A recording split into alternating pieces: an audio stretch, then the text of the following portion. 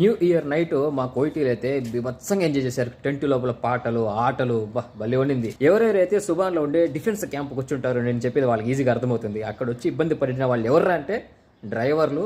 వాళ్ళకన్నా ఎక్కువ ఇబ్బంది ఎవరన్నా పడినారంటే ఇంట్లో పనిచేసే ఆడవాళ్ళు. నిన్న ఈవినింగ్ మా కోయిటీ ఫ్యామిలీతో కలిసి సుబాన్ క్యాంప్కి అయితే వెళ్ళాం. క్యాంప్ లోపల చిన్న చిన్న టెంట్లు అయితే ఉన్నాయి. ఒక్కొక్క టెంట్కి 10 దినాలు అంత రెంట్. ఇక్కడ టెంట్లతో పాటు చిన్నపిల్లలు ఆడుకోవడానికి చాలా ఏర్పాట్లు అయితే చేస్తున్నారు. కొత్త సంవత్సరం కాబట్టి లోపల క్రౌడ్ చాలా ఎక్కువ ఉంది. నాకైతే పార్కింగే దొరకలేదు. ఇంకా లోపల లైవ్ సింగింగ్ పర్ఫార్మెన్స్ కూడా జరిగింది. అక్కడ ఎక్కువగా ఇబ్బంది పడిన వాళ్ళు ఎవరంటే ఇంట్లో పనిచేసే ఆడవాళ్ళు.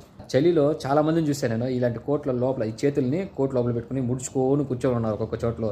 పిల్లలు ఎక్కడెక్కడికి వెళ్తారో ఆ ఆడవాళ్ళు కూడా వాళ్ళ వెనకాల వెళ్ళాలి. అంటే ఆయమ్మలు ఉంటారు కదా వాళ్ళు. దాంతోపాటు కోయిటీలకి ఛాయ్ ఏదైనా కావాలన్నా కానీ వాళ్ళకి ఆ ఛాయ్ పోసి ఇవ్వాలి. దీనికన్నా ఘోరం ఏంటంటే December 31 నైట్ చాలా వరకు అయితే ఎడారిలో ఫామ్ హౌస్లు ఉంటాయి కదా, అక్కడికి వెళ్ళిపోతారు ఎంజాయ్ చేయడానికి. అక్కడ చలి మామూలుగా ఉంటుంది, విపరీతంగా ఉంటుంది. కొంతమందికి ఈ చేతులన్నీ పగిలిపోవడము, పెదాలు పగిలిపోవడం ఇలాంటిది ఏదో జరుగుతూ ఉంటుంది.